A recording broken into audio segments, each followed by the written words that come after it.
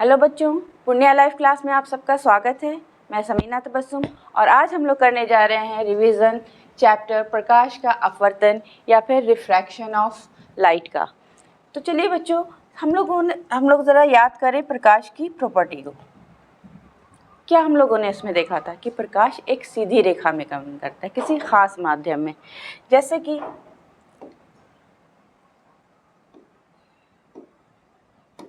ये देखिए, ये हवा है, कोई माध्यम है, पारदर्शी माध्यम, जितने भी पारदर्शी माध्यम है उन सब से होकर के प्रकाश का गमन होता है। तो किसी खास माध्यम में चलती है प्रकाश की किरण, तो ये किस तरह से चलती है, तो ये एक सरल रेखीय पथ पे चलती है। ये देखिए, पानी में अगर एक बिंदु से दूसरे बिंदु तक जाएगी प्रकाश की किरण, तो क्या होगा, वो एक बिंदु से दूसरे बिंदु तक एक सरल रेखा में जाएगी।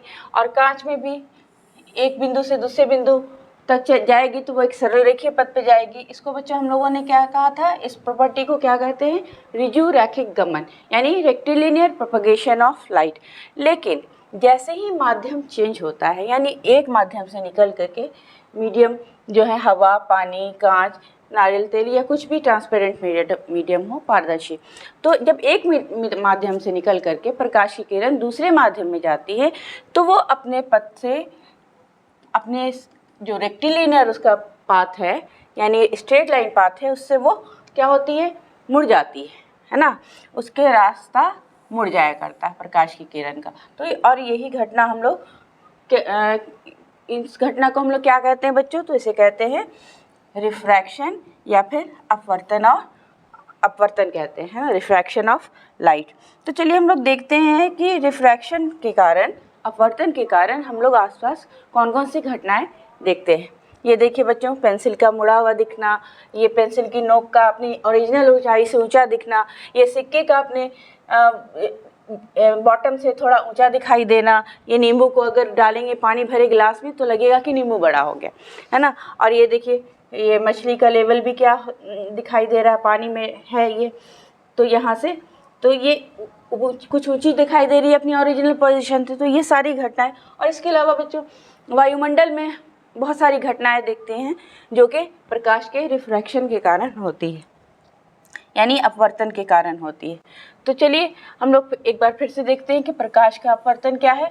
तो प्रकाश की किरण एक माध्यम से दूसरे माध्यम में जाने पर मुड़ जाती है, और यही मुड़ जाने की, प्रकाश के मुड़ने की घटना को हम लोग क्या कहते हैं, प्रकाश का अपवर्तन कहते हैं। और इसे देखिए हम लोग किरण आरेख में किस प्रकार से दिखाते हैं। तो ये देखिए, ये एक माध्यम है, पहला माध्यम है, यहाँ से निकल करके प्रकाश की किरण दूसरे पारदर्शी माध्यम में जा रही है ना। तो मान लीजिए कि ये कोई वेसल है और इसमें ये पानी रखा हुआ है, तो ये सतह है ना। तो इस पर क्या होता है, जब प्रकाश की, ये देखिए ए बी, इसको अगर हम लोग बी मान लें तो ए बी किरण क्या, ए ओ मान लें, बी बच्चों इस पॉइंट को माना गया।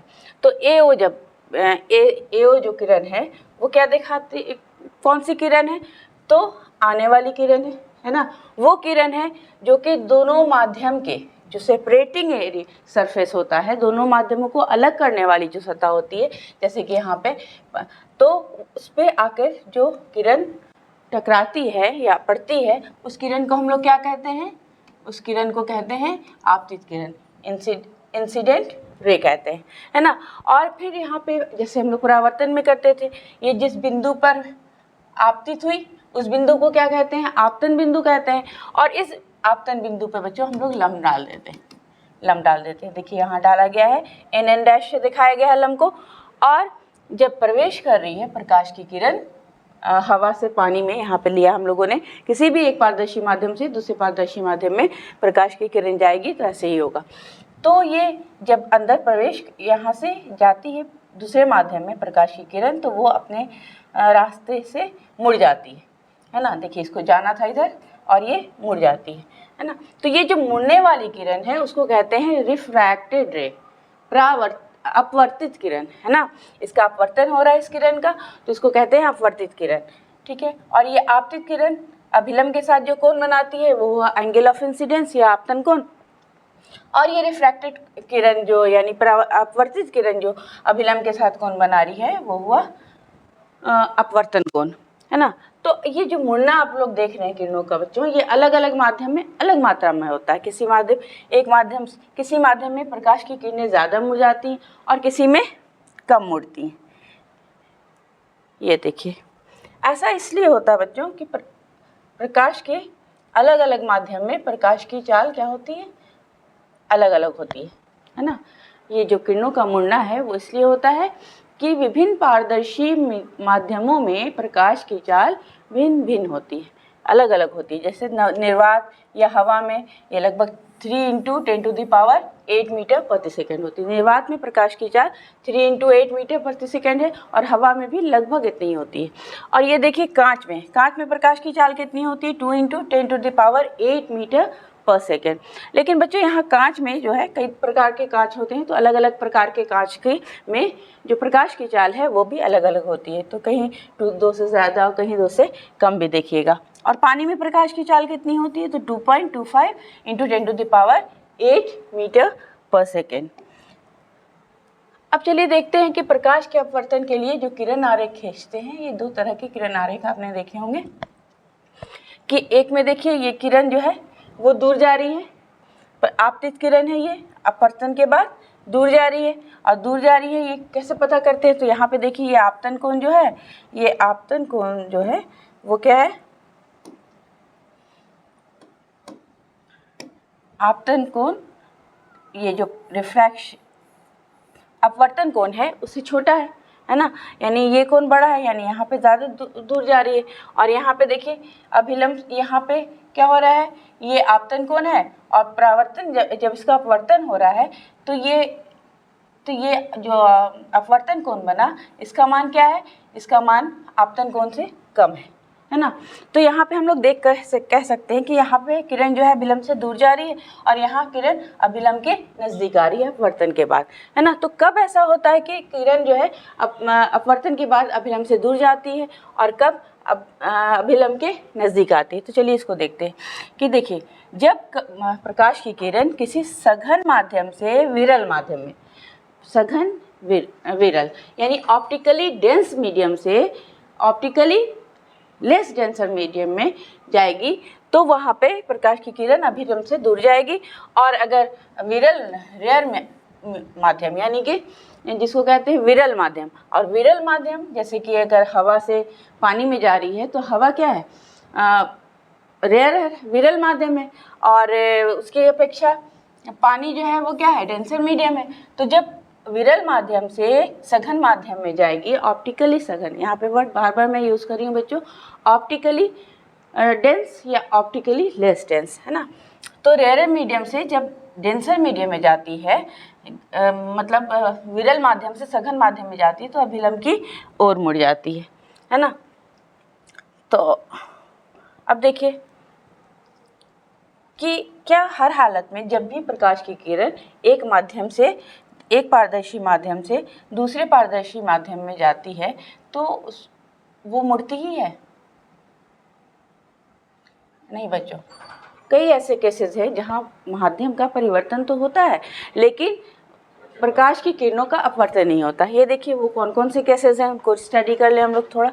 ये देखिए ये एक माध्यम है, ये दूसरा माध्यम है, ये उसकी क्या है, ये सेपरेटिंग सरफेस है, दोनों माध्यम को अलग करने वाली सतह है। तो इस पर देखिए जब प्रकाश की किरण बिल्कुल लंबवत पड़ रही है, 90 डिग्री का कोण बनाती हुई पड़ रही है सतह पे, तो वो किरण क्या नहीं मुड़ती है ना, सीधी निकल जाती है, उसका अपवर्तन नहीं होता है। और किस किस में अपवर्तन नहीं होता प्रकाश की किरणों का, मान लीजिए ये एक माध्यम है और ये दूसरा माध्यम है ना, लेकिन दोनों माध्यम के अपवर्तनांक क्या है, सेम है। अपवर्तनांक एक प्रॉपर्टी है बच्चों जिसको कि हम लोग आगे की स्लाइड्स में समझेंगे। तो ये दोनों के अपवर्तनांक अगर बराबर हो दोनों माध्यमों के, तो जब एक माध्यम से निकल के दूसरे माध्यम में जाएगी प्रकाश की किरण तो उसका अपवर्तन नहीं होगा। अब चलिए इसको अपवर्तन की घटना को अच्छे से समझने के लिए हम लोग ग्लास स्लैब को स्टडी करते हैं। तो ग्लास स्लैब क्या होता है बच्चों, अभी मैं दिखाती हूँ आपको। ये देखिए ये है ग्लास स्लैब, है ना, कांच की आयताकार पट्टी, है ना। तो इसका इस्तेमाल क्यों किया जाता है, इसको ये आपके चैप्टर में क्यों दिया हुआ है, तो ये आपको प्रकाश के अपवर्तन को समझने के लिए कि देखिए यहाँ इसमें क्या होता है कि प्रकाश की किरण जो है वो हवा में है, पहले हवा से निकल कर के कहाँ जा रही है, कांच में जाती है, और कांच में जा कर के फिर कांच में जाने पे क्या होता है, उसका अपवर्तन होता है, मुड़ जाती है, और मुड़ने के बाद जब इस सतह पे पहुँचती है, इस किनारे पे पहुँचती है, तो यहाँ से फिर वो फिर माध्यम में परिवर्तन होता है, कांच से हवा में आती है, तो एक बार फिर प्रकाश की किरण मुड़ती है। तो ये ग्लास स्लैब जो है कांच की आयताकार पट्टी से 2 बार किरणों का क्या होता है, अपवर्तन होता है, 2 बार किरणें मुड़ती हैं। तो ये देखिए, चलिए इसको हम लोग डायग्राम की मदद से देखते हैं कि क्या होता है इसमें ग्लास स्लैब में।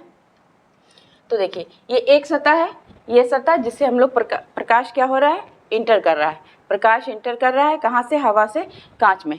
तो उसको हम लोगों ने इस किरण से दिखाया है, ये आपतित किरण है जो कि कांच की सतह से पे पड़ रही है, ये आपतन बिंदु है, ये इस पे डाला गया अभिलंब है ना।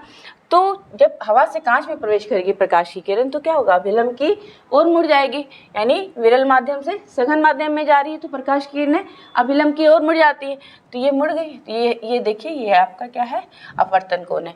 फिर कांच में एक सीधी रेखा में चलेगी प्रकाश की किरण, फिर जब दूसरे किनारे पे आएगी तो क्या होगा, एक बार फिर से वो सघन माध्यम से कहाँ जा रही है, विरल माध्यम में जा रही है, तो सघन से विरल में जाती है तो अभिलंब से दूर हटती है। ये देखिए, ये आपतन कोण, और इसके लिए ये जो है यहाँ पे ये अपवर्तित किरण, तो ये कहलाती है आपतित किरण, और ये किरण कहलाई रिफ्रैक्टेड रे, और इसका वो किरण जिसका कि एक बार फिर से क्या हुआ, रिफ्रैक्शन हुआ, अपवर्तन हुआ, और वापस हवा से आई, और फिर वापस हवा में जो किरण लौट रही है, इस किरण को हम लोग क्या कहते हैं, इमर्जेंट रे कहते हैं, या फिर हिंदी में इसको कहते हैं निर्गत किरण। क्या कहते हैं बच्चों, निर्गत किरण कहते हैं, है ना। और ये जो कोण बना आपतित किरण का अभिलंब के साथ बना हुआ कोण, ये कोण कौन सा कोण है, तो आपतन कोण है। ये कोण कौन सा है, तो अपवर्तन कोण है। और ये जो कोण है जो निर्गत किरण बनाती है अभिलंब के साथ, तो ये कोण कहलाता है निर्गत कोण, है ना, यानी एंगल ऑफ इमर्जेंस कहलाता है। ठीक है बच्चों, तो जी ये हुई आपतित किरण और ये हुई निर्गत किरण। तो जब हम लोग देखते हैं, एक्सपेरिमेंट्स करते हैं या प्रकाश की किरण को डालते हैं, यहाँ पे हमने डाली थी प्रकाश की किरण, अगर ये डार्क होता है यहाँ पे तो आपको वो किरणों का रास्ता पता चलता है ग्लास स्लैब में। तो जब हम लोग देखते हैं कि जब ये प्रकाश की मुड़ी हुई किरण जो है, जो आपतित किरण की दिशा है, ये देखिए ये आपतित किरण की दिशा है ना, और ये निर्गत किरण की दिशा है, दोनों किरणें क्या होती हैं, एक दूसरे के समांतर होती हैं, पैरेलल होती हैं, ठीक है, समांतर होती हैं, और उनके बीच की जो दूरी, दोनों किरणों के बीच की जो दूरी है उसको कहते हैं हम लोग लैटरल डिस्प्लेसमेंट। क्या कहते हैं, लैटरल डिस्प्लेसमेंट कहते हैं, या फिर ये लैटरल शिफ्ट भी कहते हैं, लैटरल शिफ्ट भी कहते हैं, है ना। और हिंदी में इसको कहते हैं पार्श्विक विस्थापन, है ना, लैटरल शिफ्ट या पार्श्विक विस्थापन।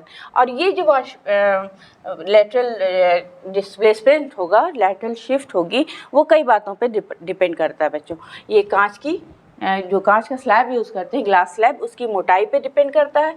इसकी जो लैटरल शिफ्ट है, इसको हम लोग अगर डी से दिखाएं तो डी डिपेंड करता है किस पे, तो दोनों इसकी थिकनेस पे, है ना, थिकनेस पे डिपेंड करता है ग्लास स्लैब की, यानी मोटाई पे डिपेंड करता है। और किस पे डिपेंड करता है, ये जो लैटरल शिफ्ट है वो डिपेंड करती है इसके ग्लास स्लैब के अपवर्तनांक पे। अपवर्तनांक बच्चों, अपवर्तनांक जिसको कि म्यू से दिखाया जाता है, रिफ्रैक्टिव इंडेक्स को, इसको हम लोग फिर आगे के इसमें देखेंगे, स्टडी करेंगे।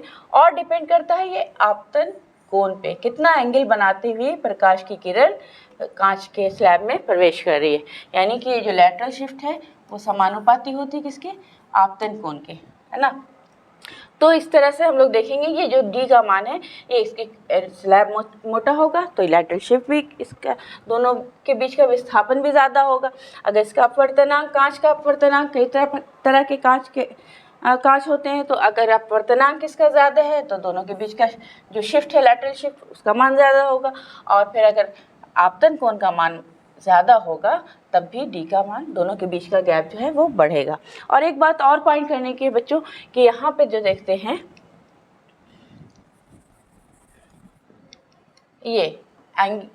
ये आपतन कोण और ये इमर्जेंट एंगल ऑफ इमर्जेंस, दोनों जो है वो आपस में बराबर होते हैं, यानी angle I is equal to angle E, है ना। तो ये तो हम लोगों ने कर लिया बच्चों स्टडी ग्लास स्लैब को। अब चलिए देखते हैं कि जिस तरह से बच्चों परावर्तन के नियम होते हैं उस तरह से अपवर्तन के भी नियम है ना।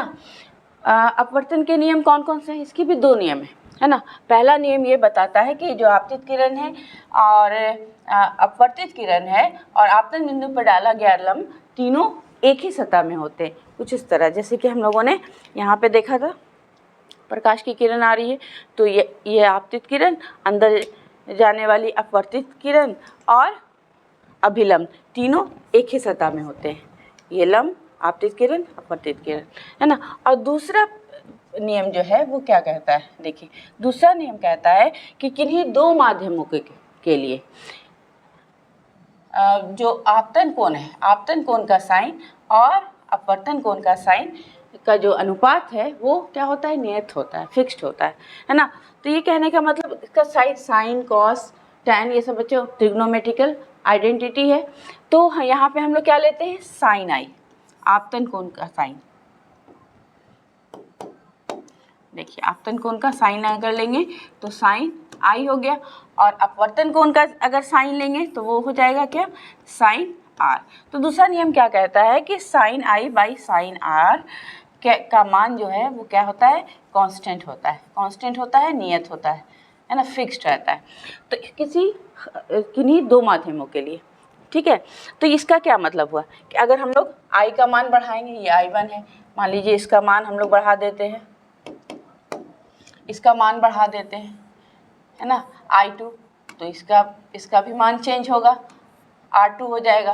फिर अगर इसका मान आपतन कोण का मान और चेंज कर दें हम लोग, ये I3 ले लें, है ना, I3 ले लें, तो अपवर्तन कोण का भी मान क्या होगा, वो भी चेंज हो जाएगा, और उसका मान लीजिए R3 आता है। तो इस केसेस में कि साइन आई किसी दो माध्यमों के लिए क्या होगा, साइन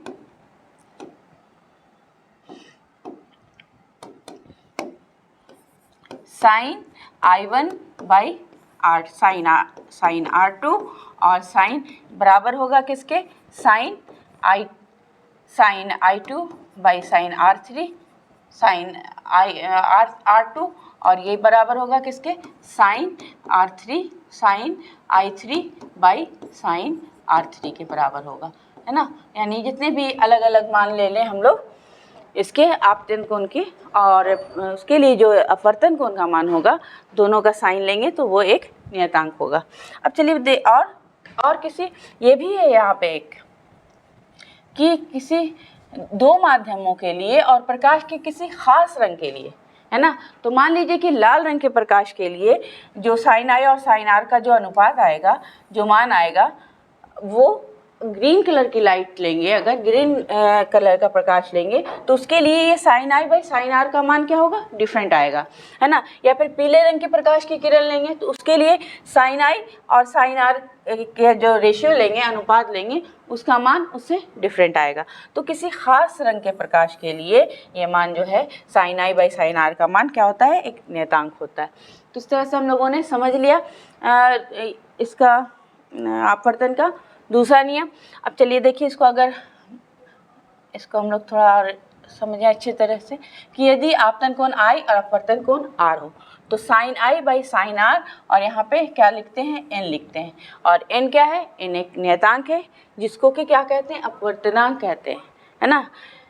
अपवर्तनांक कहते हैं पहले माध्यम की अपेक्षा दूसरे माध्यम के, इस माध्यम का अपवर्तनांक, है ना। Sine I by sine R is equal to n, और n क्या है, तो अपवर्तनांक है, दूसरे माध्यम का अपवर्तनांक है किसके अपेक्षा, पहले माध्यम की अपेक्षा, है ना। और ये जो दूसरा नियम है अपवर्तन का, इसको हम लोग स्नेल के नियम के नाम से भी जानते हैं।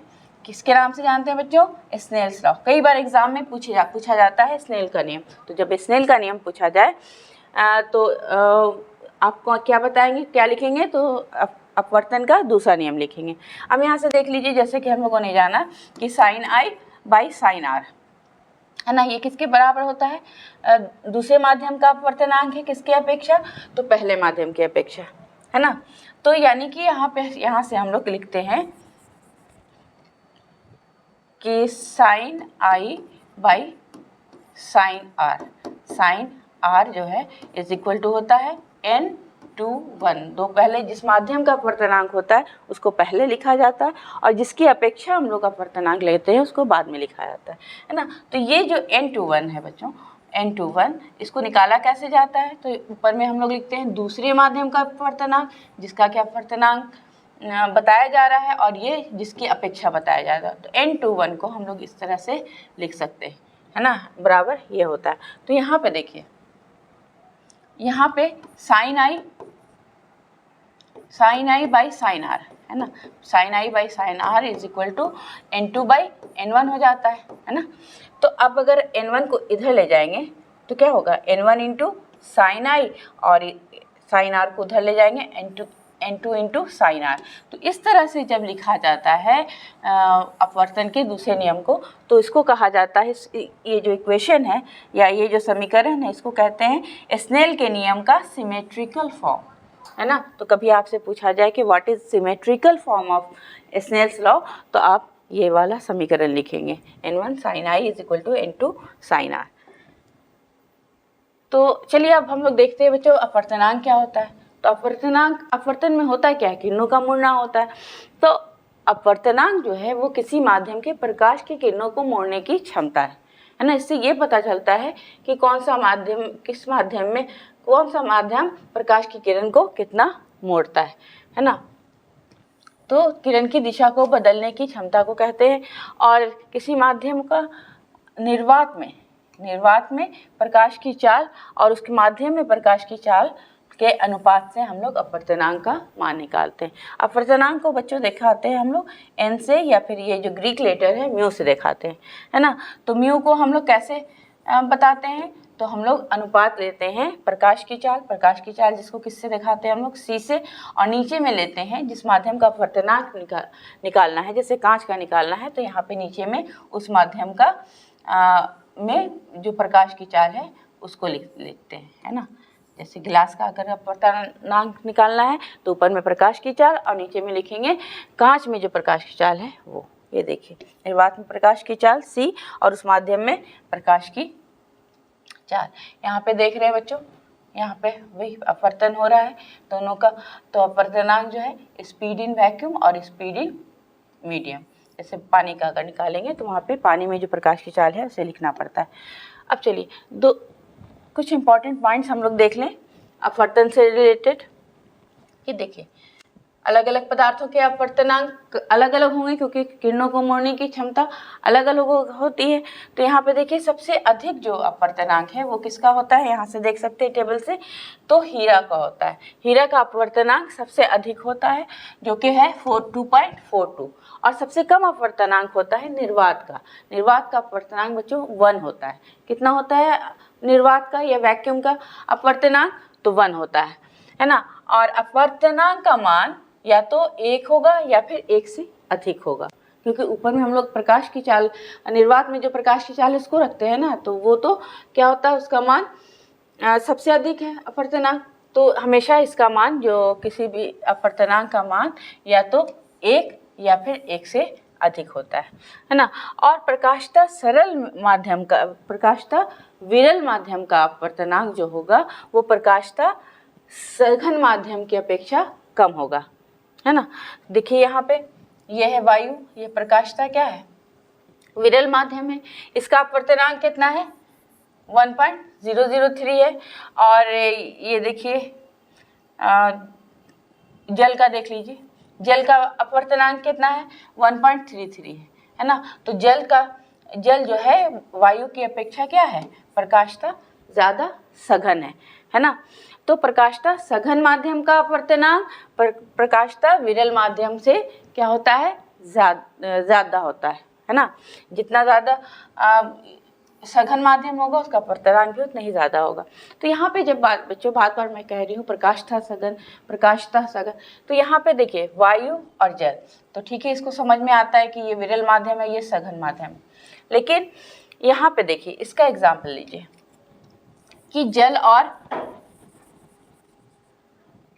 जल और केरोसिन का एग्जाम्पल लीजिए। देखिए में पानी में अगर केरोसिन तेल डालते हैं तो क्या होता है, वो ऊपर तैरने लगता है। यानी कि केरोसिन तेल का अपवर्तनांक का घनत्व जो है वो होता है उसका द्रव्यमान घनत्व, है ना, वो पानी से कम है इसलिए ऊपर तैरता रहता है। लेकिन यहाँ पे देखिए इसका अपवर्तनांक जो है इससे ज़्यादा है ना। इसका मतलब है कि ये जो यहाँ पे इसका घनत्व प्रकाशीय घनत्व जो है वो जल से क्या है, अधिक है। केरोसिन का प्रकाशीय घनत्व जल से अधिक है, इसीलिए इसका अपवर्तनांक जल से ज़्यादा है। देखिए इसका 1.33 है, इसका 1.44 है। तो इसलिए हम लोग यहाँ देख लें कि अगर द्रव्यमान घनत्व में ज़्यादा है तो ये ज़रूरी नहीं कि उसका प्रकाशीय घनत्व भी ज़्यादा होगा, है ना। तो इस तरह से हम लोग देख सकते हैं प्रकाशीय घनत्व या फिर ऑप्टिकल, यहाँ पे ओ होगा बच्चों, ऑप्टिकल डेंसिटी पानी से अधिक है किसकी, केरोसिन तेल की, जबकि इसका द्रव्यमान घनत्व इससे कम है। तो जिसका अपवर्तनांक अधिक होगा उसकी क्या होगी, हम लोगों ने देखा उसकी ऑप्टिकल डेंसिटी भी क्या होगी, ज़्यादा होगी, ठीक है।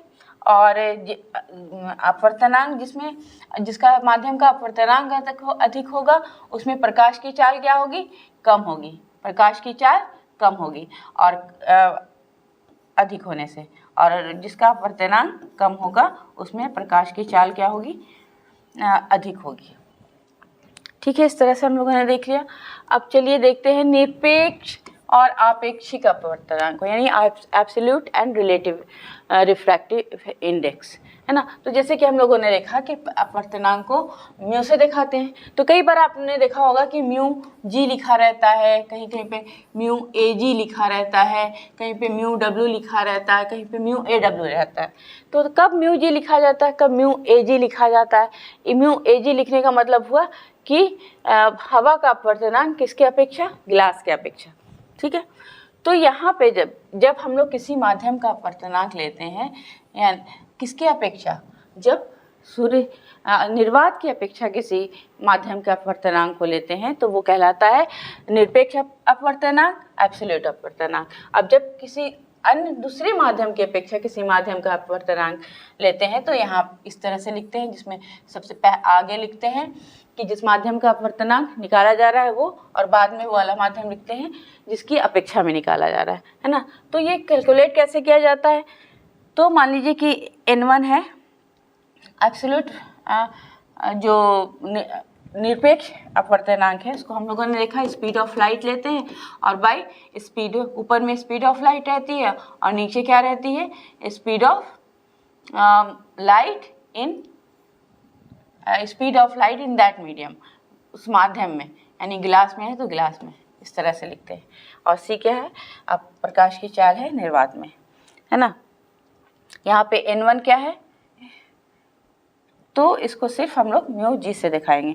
तो N1 अगर किसी माध्यम का निरपेक्ष अपवर्तनांक है, माध्यम 1 का, और N2 माध्यम 2 का निरपेक्ष अपवर्तनांक है, तो माध्यम 2 का माध्यम 1 की अपेक्षा जो अपवर्तनांक होगा उसको हम लोग किससे दिखाते हैं, तो N21 बराबर N2/N1। 1 की अपेक्षा 2 का अपवर्तनांक दूसरे माध्यम का अपवर्तनांक होगा, दूसरे माध्यम यानी वो अपवर्तनांक जिसमें प्रकाश की किरण जा रही है, एक माध्यम से दूसरे माध्यम में जा रही है, उसका अपवर्तनांक, और नीचे में लिखते हैं पहले माध्यम का अपवर्तनांक। अब चलिए बच्चों देखते हैं कि ये जो अपवर्तन की घटना है उसके आधार पे प्रिज्म एक ऑप्टिकल प्रकाशीय उपकरण है बच्चों जो कि काम करता है ना। तो चलिए देखते हैं कि और ये जो इसकी जो वर्किंग है वो किस पे बेस्ड है, तो प्रकाश के अपवर्तन पे बेस्ड है। तो देखिए प्रिज्म क्या होता है, प्रिज्म एक पारदर्शी पदार्थ की बनी हुई एक ठोस आकृति होती है जिसकी 2 सतहें जो हैं कुछ एंगल पे एक दूसरे के साथ झुकी हुई होती हैं, है ना।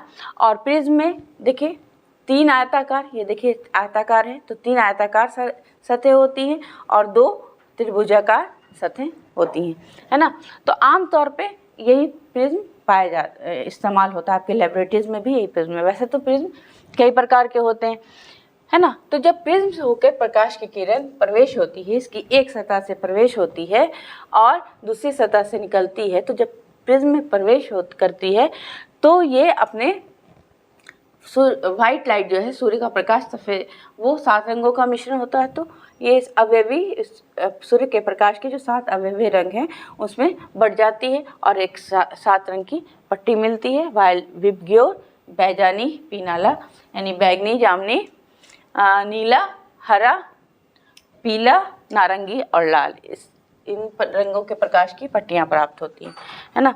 अब और देखिए, इसको हम लोग समझ लें, इसमें इसकी जो अलग अलग पार्ट्स हैं उसको समझ लें। ये जो है प्रकाश का परावर्तन, जो है प्रकाश, ये रेक्टेंगुलर जो सरफेस है उससे प्रवेश करती है और दूसरे रेक्टेंगुलर सरफेस से क्या होती है, बाहर निकलती है। तो ये सतह क्या कहलाती है, अपवर्तक सतह कहलाती है। और ये जो, लेकिन हम लोग देखिएगा आप रे डायग्राम में सिर्फ इसके आगे वाला पार्ट दिखाते हैं, ये ट्रायंगुलर पार्ट, है ना, इसकी सतह को नहीं दिखाते। तो ये जो ट्रायंगुलर पार्ट दिखता है इसको कहते हैं मुख्य काट, है ना, मेन प्रिंसिपल सेक्शन कहते हैं। और जो तीन आयताकार सतह थी, एक दो तो अपवर्तक सतह होती है और एक जो सतह होती है वो बेस होती है, इसके सहारे प्रिज्म को कहीं भी रखा जाता है ना। और दोनों सतहें जिस कोण पे से दोनों सतहों के बीच का जो कोण होता है उसको एंगल ऑफ प्रिज्म कहते हैं, है ना। ये देखिए यहाँ पे दिखाया गया है प्रकाश के अपवर्तन किस प्रकार से प्रिज्म में हो रहा है। तो ये PQ एक इसका मैंने पहले भी बताया कि सिर्फ सामने वाला जो पोर्शन है प्रिज्म का वही दिखाया जाता है, लेकिन अपवर्तन कहाँ होता है, इसकी रेक्टेंगुलर सतह पे होता है। अब देखिए ये आपतित किरण है, PQ है, ये हवा से कहाँ प्रवेश कर रही है, कांच में प्रवेश कर रही है, ये इस पर डाला गया अभिलंब है, ये कौन बन रहा है, आपतन कोण, और ये क्या है, तो अपवर्तन कोण। तो जब हवा से कांच में जाएगी, सघन माध्यम में जाएगी, तो अभिलंब की ओर मुड़ जाएगी। देखिए अब इधर जाना था लेकिन अभिलंब की ओर मुड़ी और फिर इस सतह से टकराई। तो यहाँ पे भी अभिलंब डालेंगे, MN डाला गया है, M' अभिलंब डाला गया है। तो ये जो आपतन कोण है ना, तो जब सघन माध्यम से विरल माध्यम में जाएगी प्रकाश की किरण, तो क्या होगा, वो अभिलंब से दूर हट जाएगी। तो इस तरह से प्रकाश की किरण का हम लोग देख रहे हैं कि 2 बार क्या हो रहा है, 2 बार अपवर्तन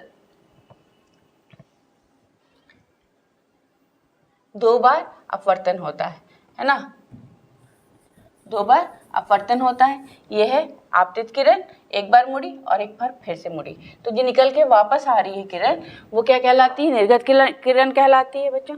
और देखिए कि ये जो आपतित किरण है, आपतित किरण की दिशा और ये जो निर्गत किरण की दिशा है ना, इन दोनों रेखाओं को मिलाएं तो इन दोनों के बीच का कोण जो है वो क्या कहलाता है, विचलन कोण कहलाता है, जिसको कि हम लोग किससे दिखाते हैं, तो विचलन कोण को दिखाते हैं बच्चों ग्रीक लेटर डेल्टा से, है ना। ये डेल्टा हुआ और ये जो एंगल ये दिखा रहे हैं दोनों सतहों के बीच का कोण, इसको कहते हैं एंगल ऑफ प्रिज्म, है ना। तो इस तरह से हम लोग और पढ़ेंगे बच्चों, अगले चैप्टर में भी प्रिज्म के बारे में पढ़ना है। अब चलिए एक और उपकरण ऑप्टिकल इंस्ट्रूमेंट की बात करते हैं जो कि अपवर्तन के सिद्धांतों पे काम करता है, लेंस के बारे में।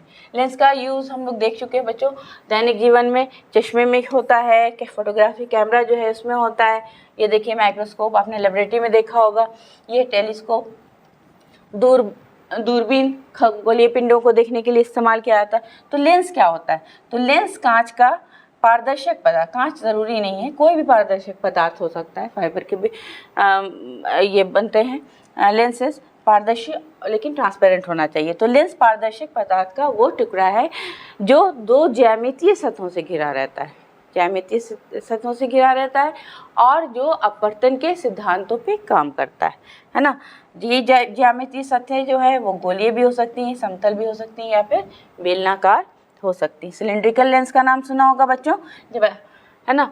तो यहाँ पे लेंस 2 प्रकार के होते हैं, उत्तल लेंस और अवतल लेंस, ठीक है। ये देखिए उत्तल लेंस क्या हुआ, जब इसकी सतह उभरी हुई हो, इसकी देखिए दोनों सतहें उभरी हुई हैं, है ना, तो इसको कहते हैं बाइकॉन्वेक्स लेंस या उभयोत्तल लेंस कहते हैं। और ये जो लेंस है इसमें एक सतह कन्वेक्स है और एक सतह क्या है, समतल है, तो उसको प्लेनो कन्वेक्स लेंस या के समतलोत्तल कहेंगे। एक सतह समतल है एक उत्तल है, और ये एक सतह धसी हुई एक उभरी हुई है, तो इसको कहते हैं अवतलोत्तल। और इसी तरह से अवतल लेंस, अगर दोनों सतहें इसकी धसी हुई हों तो इस प्रकार के लेंस को क्या कहते हैं, अवतल लेंस कहते हैं। और जब दोनों सतहें जब धसी हुई रहती हैं तो इसको बाइकॉन्वेक्स लेंस कहते हैं या फिर उभय अवतल कहते हैं। और एक सतह इसमें देखिए, इसकी एक सतह धसी, एक सतह ऊपरी भी है, और एक सतह धसी हुई है, और एक सतह क्या है, प्लेन है ना। एक ना एक सतह जो है वो कॉनकेव होनी चाहिए, यानी अवतल होनी चाहिए। अब मेन रूप से बहुत तरह के लेंसेज होते हैं बच्चों, लेकिन हम लोग जो स्टडी करते हैं मेन रूप से ये अवतल लेंस की और ये उत्तल लेंस की, इन दोनों लेंसेज के बारे में हम लोग डिटेल से पढ़ते हैं। और इसको बाई कन्वेक्स या बाई कनकेव ना कह के हम लोग सिंपली कन्वेक्स लेंस और कनकेव लेंस यानी कि उत्तल लेंस और अवतल लेंस के नाम से जानते हैं और देखते हैं। तो देखिए, लेंस के वक्रता केंद्र क्या होता है और मुख्य अक्ष क्या होता है। देखिए, सबसे पहले तो हम लोग समझ इसको देख लें बच्चों कि यहाँ पर प्रकाशीय केंद्र को हम लोग देख लेते हैं, है ना। प्रकाशीय केंद्र बच्चों, यहाँ पे हम लोग क्या देखने वाले हैं, तो प्रकाशीय केंद्र को भी देखने वाले हैं, है ना। प्रकाशीय केंद्र क्या होता है, ऑप्टिकल सेंटर किसी भी लेंस का। तो ये जो लेंस होता है उसमें एक बिंदु ऐसा होता है जो कि जिससे होकर प्रकाश की किरण गुजरती है तो उसका अपवर्तन नहीं होता है, वो सीधी निकल जाती है। यहाँ पे भी एक बिंदु ऐसा होता है जिससे होकर के अगर प्रकाश की किरण गुजरे तो उसका अपवर्तन नहीं होता है, वो सीधी निकल जाती है। तो उस बिंदु को कहते हैं बच्चों, क्या कहते हैं, तो उस बिंदु को कहते हैं ऑप्टिकल सेंटर कहते हैं, प्रकाशीय केंद्र कहते हैं। अब चलिए देखते हैं इसके वक्रता केंद्रों के बारे में। ये जो उत्तल लेंस यहाँ पे देख रहे हैं, तो ये इसकी दोनों सतह किसी न किसी गोले का भाग है ना। तो उन गोलों का जो केंद्र होता है उसी को हम लोग क्या कहते हैं, वक्रता केंद्र कहते हैं, जिसको हम लोग यहाँ पे दिखाए हुए हैं C1 और C2 से। उसी तरह अवतल लेंस होता है, तो अवतल लेंस की भी दो सतह, एक सतह एक गोले का भाग है, दूसरी सतह भी किसी गोले का भाग है। दोनों के जो केंद्र हुए उनको C1 और C2 से दिखाया जाता है। अब देखिए कि मुख्य अक्ष क्या होता है इसका। तो ये जो C1, C2 और जो प्रकाशीय केंद्र है, इन तीनों बिंदुओं से होकर गुजरने वाली जो रेखा होती है उसको हम लोग क्या कहते हैं, मुखाक्ष कहते हैं, प्रिंसिपल एक्सिस कहते हैं। अब चलिए अभिसारी और अपसारी लेंस क्या होता है इसको देखें। और यहाँ पे देखिए बच्चों, जो उत्तल लेंस होता है उसको हम लोग अभिसारी लेंस कहते हैं, और जो अवतल लेंस होता है उसको अपसारी लेंस कहते हैं। तो क्यों कहते हैं, चलिए इस पर गौर करते हैं। ये देखिए, उत्तल लेंस में क्या होता है कि अगर प्रधान अक्ष के जितनी भी किरणें आती हैं अपवर्तन के बाद एक दूसरे के नज़दीक आ जाती हैं। एक दूसरे के नज़दीक आ जाना यानी कि अभिसरित होना यानी कि अभिसरित होना, कन्वर्ज होना। इसीलिए इस प्रकार के लेंस को क्या कहते हैं, कन्वर्जिंग लेंस कहते हैं, अभिसारी लेंस कहते हैं। और अवतल लेंस में क्या होता है, अपवर्तन के बाद किरणें एक दूसरे से दूर जाती हैं। एक दूसरे से दूर जाना यानी डाइवर्ज होना या अपसरित होना, इसलिए इस प्रकार के लेंस को क्या कहा जाता है, डाइवर्जिंग लेंस कहते हैं या फिर अपसारी लेंस कहते हैं, है ना। और यहीं पे बच्चों एक चीज़ देख लें कि प्रधान अक्ष के समांतर जितनी भी किरणें आपतित होती हैं सब अपवर्तन के बाद एक बिंदु पर मिलती हैं। उस बिंदु को क्या कहते हैं, लेंस का फोकस कहते हैं। यहाँ पे भी देख लीजिए, प्रकाश की किरणें एक दूसरे से दूर तो जा रही हैं लेकिन पीछे की तरफ बढ़ाने पे वे एक बिंदु पर मिलती हुई प्रतीत होती हैं, और उस बिंदु को ही क्या कहते हैं, लेंस का फोकस कहते हैं। और फोकस और लेंस के प्रकाशीय केंद्र जो होता है उसके बीच की दूरी को हम लोग क्या कहते हैं, तो फोकस दूरी कहते हैं। यहाँ पर भी फोकस और लेंस का जो प्रकाशीय केंद्र है उसके बीच की दूरी को हम लोग फोकस दूरी कहते हैं। अब चलिए देखते हैं कि लेंस जो है वो प्रिज्म के टुकड़ों का समूह होता है। लेंस को हम लोग प्रिज्म के टुकड़ों का समूह मान सकते हैं। क्या, क्यों मानते हैं, इसके लिए चलिए देखते हैं। यहाँ पे अगर लेंस को टुकड़ों में कर दिया जाए तो देखिए हर एक हिस्से को गौर कीजिएगा, हर एक पार्ट को, ऊपर का पतला, नीचे का चौड़ा। यहाँ पे भी ये हिस्सा चौड़ा और ये हिस्सा पतला, ये ग्लास स्लैब की तरह हो गया, और ये चौड़ा और ये पतला, ये चौड़ा और ये पतला हिस्सा। यानी कि ये जो चौड़ा हिस्सा है, पार्ट है, वो आधार का, प्रिज्म के आधार की तरह काम करता है। क्योंकि ये देखिए समांतर आने वाली किरणें क्या होती हैं, एक बिंदु पर इकट्ठा हो जाती हैं उत्तल लेंस में, और हर एक किरण को गौर कीजिए। देखिए ये जो चौड़ा वाला पार्ट है उसकी तरफ मुड़ रही है, यहाँ भी चौड़े वाले पार्ट की तरफ मुड़ रही है। यहाँ पे देखिएगा तो जो बेस है इसका, आधार जो है, सारी किरणें जो हैं आधार की ओर मुड़ रही हैं, है ना। इस तरह से हम लोग कह सकते हैं इसका हर एक पार्ट जो है वो किसकी तरह बिहेव करता है, तो एक के प्रिज्म की तरह बिहेव करता है। यहाँ पे देखिए ये अफ्तर लेंस में भी वही होता है। इसका ये देखिए, इसको अगर टुकड़ों में बांट दें तो ये बेस और ये ऊपर का हिस्सा, ये सब प्रिज्म के बेस की तरह होगा, आधार की तरह होगा। तो अपवर्तन के बाद किरणें दूर छिटकती हैं ना एक दूसरे से, तो यहाँ पे हम लोग देखेंगे कि चौड़े वाला जो बेस है, चौड़ा वाला हिस्सा है, उस ओर मुड़ रही हैं। यहाँ पर भी, यहाँ पर भी, यहाँ पर भी आधार की तरफ मुड़ रही हैं प्रकाश की किरणें। तो इस तरह से, और प्रिज्म में भी क्या होता है, अब 2 बार अपवर्तन के बाद प्रकाश की किरणें आधार की ओर मुड़ जाती हैं। तो इस तरह से ये प्रिज्म की तरह बिहेव करता है।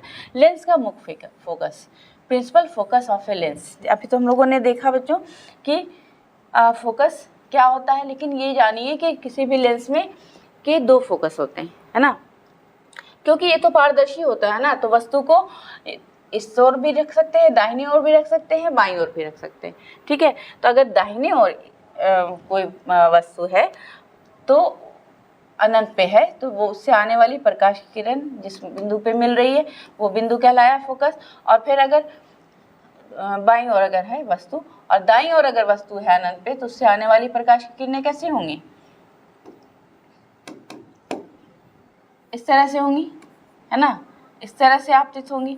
तो ये अपवर्तन के बाद यहाँ पे मिलेंगी कहीं पे, है ना। तो दोनों तरफ चूंकि वस्तुओं को रख सकते हैं, तो इसका फोकस भी क्या होता है, एक फोकस उधर है और एक फोकस इधर होगा। इसको हम लोग F1, F2 या फिर किससे दिखा सकते हैं, तो F1 और F2 से दिखाते हैं दोनों फोकस को। या उस तरह यहाँ भी होता है, अगर इधर से प्रकाश की किरण आएगी तो ये क्या होगी, दूर, एक दूसरे से दूर आएगी, और यहाँ पे जब हम लोग बढ़ाएंगे प्रकाश की किरण को तो यहाँ पे मिलती हुई प्रतीत होगी। तो चूंकि वस्तु को दोनों ओर हम लोग रख सकते हैं, इसलिए इसका फोकस भी क्या है, दो फोकस होता है। और एक बात और बच्चों कि जो हम लोग वक्रता, इसमें वक्रता त्रिज्या है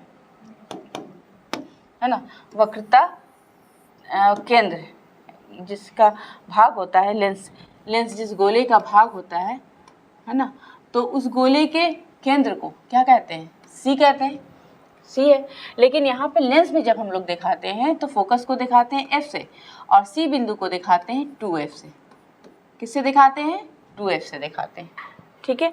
तो इस तरह से हम लोग लेंस के बारे में जान गए बच्चों। अब लेंस द्वारा बने हुए प्रतिबिंब, लेंस में जिस प्रकार परावर्तन की घटना से, परावर्तन के कारण प्रतिबिंब बना करते हैं, उसी तरह अपवर्तन के कारण भी प्रतिबिंब बनते हैं। तो लेंस में अपवर्तन के कारण प्रतिबिंब बनते हैं, है ना। तो इसमें भी क्या दोनों प्रकार के प्रतिबिंब बनते हैं, तो वास्तविक प्रतिबिंब भी बनता है और काल्पनिक प्रतिबिंब भी बनता है। वास्तविक काल्पनिक प्रतिबिंब के बारे में जान गए हैं बच्चों। इसमें क्या होता है कि अपवर्तन के बाद किरणें वास्तविक रूप से एक दूसरे से मिलती हैं तो वास्तविक प्रतिबिंब बनता है, और अपवर्तन के बाद अगर किरणें एक दूसरे से दूर जा रही हैं और उनको पीछे की तरफ बढ़ाने पे ऐसा प्रतीत हो कि वो वहाँ पे मिलेंगी, तो इस प्रकार जो प्रतिबिंब प्राप्त होता है वो होता है काल्पनिक प्रतिबिंब। काल्पनिक प्रतिबिंब हमेशा सीधा होता है, वास्तविक प्रतिबिंब उल्टा बनता है। अब चलिए लेंस द्वारा बने प्रतिबिंब का किरण आरेख खींचते हैं हम लोग। तो उसके लिए कुछ नियम जो हैं किरणों को खींचने के लिए, वो नियमों को देख लेते हैं। ये देखिए बच्चों, ये लेंस है, ये प्रकाशीय केंद्र है, प्रकाशीय केंद्र है, यहाँ पे भी प्रकाशीय केंद्र है, प्रकाशीय केंद्र है ना, बीच का वो बिंदु जिससे होकर प्रकाश की किरणें आर पार गुजर जाती हैं। तो ये देखिए, एक किरण जो कि प्रकाशीय केंद्र से होकर गुजरती है उसका अपवर्तन नहीं होता, वो सीधी निकल जाती है, उत्तल लेंस में भी और अवतल लेंस में भी। यहाँ पे देखिए, प्रधान अक्ष के समांतर जो किरणें आपतित होती हैं वो अपवर्तन के बाद कहाँ से होकर गुजरती हैं, फोकस से होकर गुजरती हैं, और अवतल लेंस में फोकस से होकर गुजरती हुई प्रतीत होती हैं। तो स्केल रख देते हैं हम लोग, ये आपतन बिंदु और प्रधान अक्ष के किसी बिंदु पे, और लाइन खींचते हैं इधर से इधर दिखाते फोकस पे, और ये आगे जा रही है किरण और उसको पीछे F1 फोकस से मिला देते हैं। और तीसरा नियम क्या है कि जब फोकस से होती हुई आपतित होती है कोई किरण लेंस पे, तो वो अपवर्तन के बाद प्रधान अक्ष की समांतर दिशा में अपवर्तित होती है, घुस जाती है ना। यहाँ पर भी देखिए, ये आपतित हो रही है फोकस की दिशा में, तो ये अपवर्तन के बाद कहाँ जाएगी, तो प्रधान अक्ष की समांतर दिशा में जाएगी। तो बच्चों, इस तरह से हम लोग उत्तल लेंस द्वारा, सबसे पहले उत्तल लेंस द्वारा बने प्रतिबिंब को देखते हैं और उसका किरण आरेख कैसे खींचते हैं इसको हम लोग देख लें। कि सबसे पहले बच्चों इसमें क्या किया जाता है कि एक लाइन खींच लेते हैं हम लोग, एक लाइन खींच लेते हैं, उस पर लेंस बना देते हैं, है ना, लेंस बना देते हैं, ऑप्टिकल सेंटर है, इन किरणों को मिला लेते हैं, उसके दोनों ऊपरी सिरा और निचली लोअर पॉइंट जो है उसको मिला लेते हैं। इससे हम लोगों को किरण को मुड़ते हुए दिखाने में आसानी होती है। ऑप्टिकल सेंटर जो होता है प्रकाशीय केंद्र, उसको भी मार्क करने में आसानी होती है। फिर ये जो ऑप्टिकल सेंटर है उससे कुछ दूरी पे 2 सेंटीमीटर पे हम लोग ले लेते हैं, 2 सेंटीमीटर या 3 सेंटीमीटर लीजिएगा बच्चों, क्योंकि उतना ही बना सकेंगे आप अपनी कॉपी में। और उस वहाँ पे मार्क करते हैं F, और उतनी ही दूरी पे इस तरफ भी मार्क करते हैं F। तो इसको मान लीजिए F1 मार्क करते हैं, तो इसको क्या मार्क करेंगे, F2 मार्क करेंगे, है ना। फिर जितनी दूरी ऑप्टिकल सेंटर से F1 की है 2 सेंटीमीटर, उतनी ही दूरी पे हम लोग एक और बिंदु मार्क करते हैं, जिसको कि हम लोग क्या दिखाते हैं, 2F1 दिखाते हैं, और यहाँ पे और इस तरफ दिखा देते हैं 2F2, है ना। इन दोनों का गैप भी कितना होना चाहिए, 2 सेंटीमीटर। इसका गैप अगर 2 सेंटीमीटर जितना यहाँ ले रहे हैं O और F1 की दूरी, उतनी ही O और F2 के बीच की भी दूरी लीजिएगा। 2 सेंटीमीटर इधर तो 2 सेंटीमीटर ये भी हो जाएगा, 2 सेंटीमीटर इधर हो जाएगा, ठीक है। इस तरह से हम लोग तैयार कर लेते हैं। उसके बाद से वस्तु को जहाँ पे रखने के लिए कहा जाता है वहाँ पे हम लोग रख देते हैं। अनंत पे अगर वस्तु होती तो अनंत के लिए वस्तु दिखाने की, अनंत पे वस्तु होती है तो वस्तु दिखाने की आवश्यकता नहीं पड़ती है। हम लोग क्या करते हैं वैसे हालत में, हम लोग सिर्फ 2 किरणों को ले लेते हैं, क्योंकि अनंत पे कोई वस्तु है तो उससे आने वाली किरणें प्रधान अक्ष के समांतर मानी जाती, समांतर होती हैं। तो एक किरण हम लोग ले लेते हैं, एक ये किरण ले लिया प्रधान अक्ष के समांतर, एक ये किरण ले लिया प्रधान अक्ष के समांतर, और एक ये किरण ले लेते हैं प्रधान अक्ष के समांतर। दोनों किरणें समांतर के आने वाली किरणें कहाँ से होकर गुजरेंगी, तो फोकस से होकर गुजरेंगी। तो इस तरह से हम लोग आसानी से इसका रे डायग्राम बना लेते हैं। और फिर हम लोग लिखते हैं डिटेल प्रतिबिंब की। तो प्रकृति में तो बच्चों मिरर में आप लोगों ने देखा कि प्रकृति में लिखते हैं कि वास्तविक बन रहा है या काल्पनिक बन रहा है। तो अगर ये वास्तविक कटान से यहाँ पे बन रहा है तो यहाँ पे क्या लिखेंगे, वास्तविक, और वास्तविक होगा तो उल्टा। तो प्रकृति में हम लोग लिखेंगे वास्तविक एवं उल्टा। और आकार देखिए, एक ही बिंदु पे मिल रही हैं सारी किरणें, जिसका आकार जो होगा बहुत ही छोटा होगा, बिंदु आकार का होगा। और स्थिति तो में हम लोग लिख देंगे यहाँ पे किस पे, फोकस पे बन रही है प्रकाश की किरण, है ना। तो इस तरह से हम लोग डिटेल्स लिखते हैं। अब चलिए देखते हैं कि वस्तु 2F और अनंत के बीच में हो। 2F और अनंत के बीच में जब वस्तु हो तो वही करते हैं बच्चों। अलग अलग स्थिति जो है मिरर की तरह ही बच्चों, वस्तु को अनंत पे रखते हैं, 2F और अनंत के बीच में रखते हैं, 2F पे रखते हैं, 2F1 और F1 के बीच में रखते हैं, और फिर F1 पे रखते हैं, और F1 और ऑप्टिकल सेंटर के बीच में वस्तु को रख के उसका कि जो प्रतिबिंब प्राप्त करते हैं। तो अब हम लोग देखेंगे 2F और अनंत के बीच फिर वस्तु को रख के देखते हैं। किरण आरेख खींचने का तरीका वही बच्चों, एक समांतर किरण लेंगे जिसको प्रधान अक्ष के, पहले तो ये लाइन और लेंस ड्रॉ कर लेंगे, F1 2F1 मार्क करेंगे। फिर एक समांतर किरण लेंगे और दूसरी किरण जो कि फोकस से होकर गुजरेगी, और दूसरी किरण लेंगे जो कि प्रकाशीय केंद्र से होकर गुजरेगी। दोनों किरणें जहाँ पे मिलेंगी वही बिंदु, उसी बिंदु पे प्रतिबिंब बनेगा।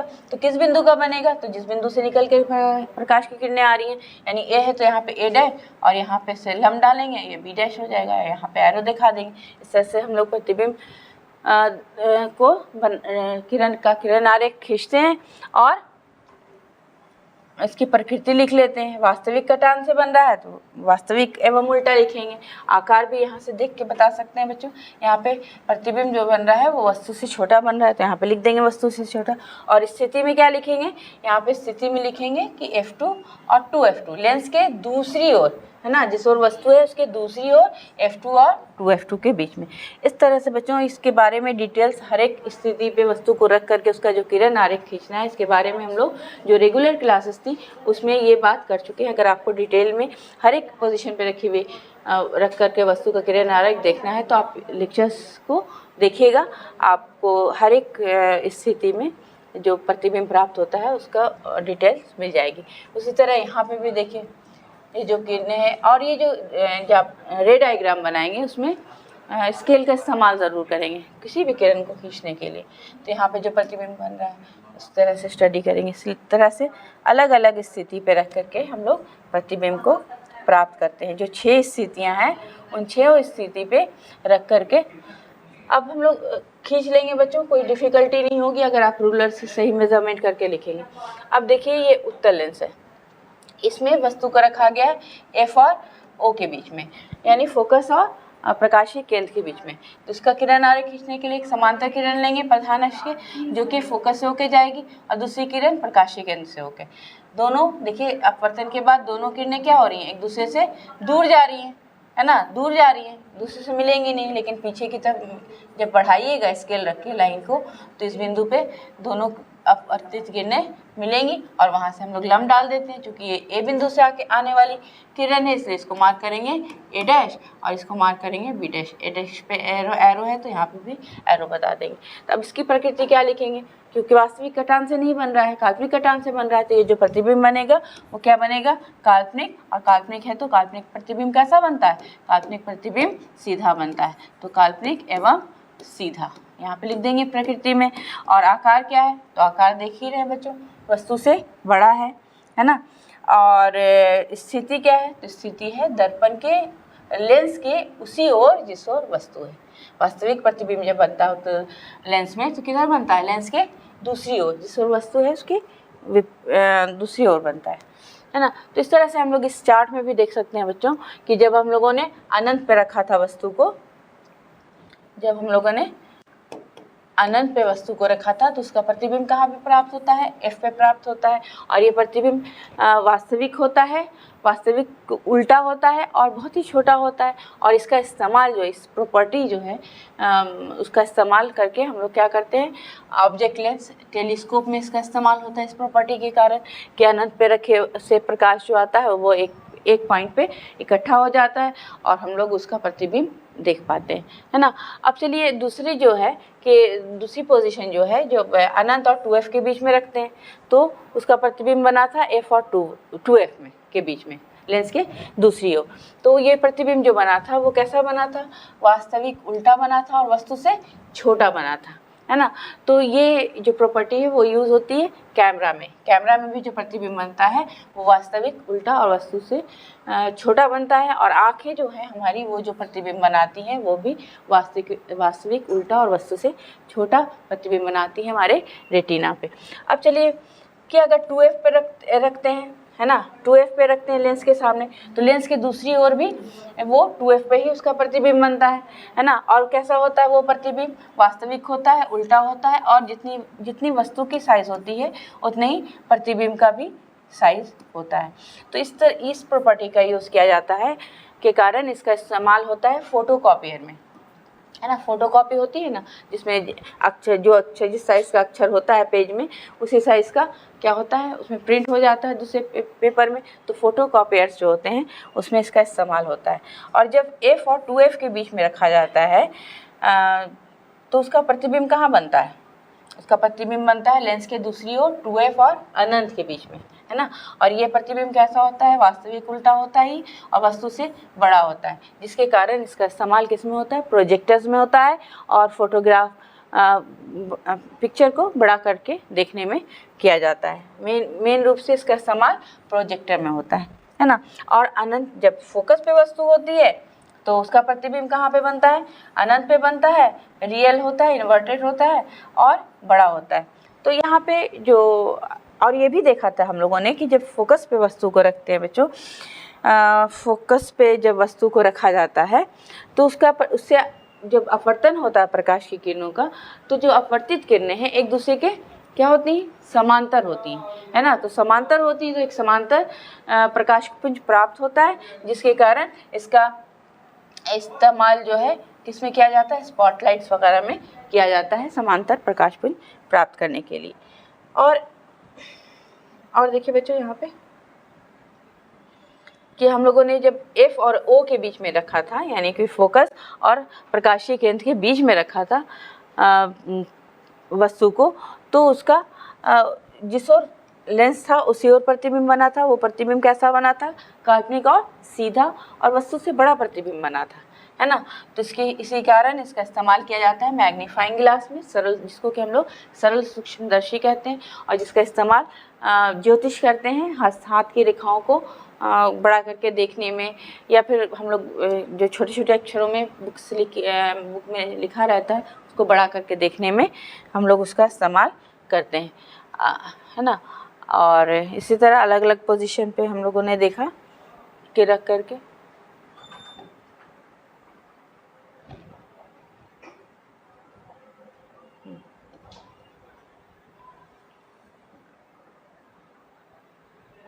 ये देखिए अवतल लेंस। अवतल लेंस में जो प्रतिबिंब है 2 ही प्रकार के बनते हैं बच्चों। एक तो अनंत पे वस्तु हो, अगर जब अनंत पे वस्तु होती है तो उसका प्रतिबिंब बनता है फोकस पे, है ना। तो यहाँ पे जब प्रकाश की किरणों को दिखाते हैं, 2 प्रकाश की किरणों को दिखाते हैं, उनका अपवर्तन होता है तो वो एक दूसरे से दूर जाती हैं, लेकिन उसको पीछे की तरफ बढ़ाएंगे तो वो कहाँ पे मिलती हुई प्रतीत होंगी, फोकस पे मिलती हुई प्रतीत होंगी, है ना। और समांतर आने वाली किरणें फोकस की दिशा में अपवर्तित होती हैं। ये हम लोग रूल्स में भी देख चुके हैं किरण आरेख खींचने के। तो यहाँ पे बनाने का तरीका आसान है बच्चों। आप एक किरण बनाएंगे, यहाँ पे बीच की लाइन ड्रॉ कर देंगे और यहाँ से इसको यहाँ पे F जहाँ पे दिखाया है और 2F जहाँ पे दिखाया है तो स्केल रखते हैं यहाँ से लेकर के, और ये जो आपतन बिंदु है यहाँ पे स्केल रखते हैं और इधर डॉटेड लाइन और इधर कंटिन्यूअस लाइन, इस तरह से यहाँ पे भी किरण आरेख बना लेते हैं बच्चों और ड्रॉ करते हैं। तो देखते हैं कि जब अनंत पे है वस्तु तो उसका प्रतिबिंब फोकस पे बन रहा है, उसी ओर बन रहा है जिस ओर वस्तु है। और ये प्रतिबिंब कैसा होता है, तो काल्पनिक होता है, क्योंकि उसी ओर बन रहा है जिस ओर वस्तु है। अच्छा ठीक है, तो बच्चों इस तरह से हम लोग खींचते हैं इसमें। और ये देखिए इसकी जो दूसरी पोजीशन है उसको भी देख लेते हैं। तो इसका किरण आरेख इस प्रकार से हम लोग खींचते हैं बच्चों। तो आज की क्लास में अभी समय इतना ही है बच्चों। तो हम लोगों ने जितना पोर्शन किया है, बाकी पोर्शन अगर मौका मिला तो अगली क्लास में हम लोग करेंगे, और नहीं तो आप लोग पिछला लेक्चर्स जो है इसका रिफ्रैक्शन ऑफ लाइट का, प्रकाश के अपवर्तन का, उसको देखिएगा, आपको सारी डिटेल्स मिल जाएगी बच्चों। Keep studying, work hard to get success. जय हिंद।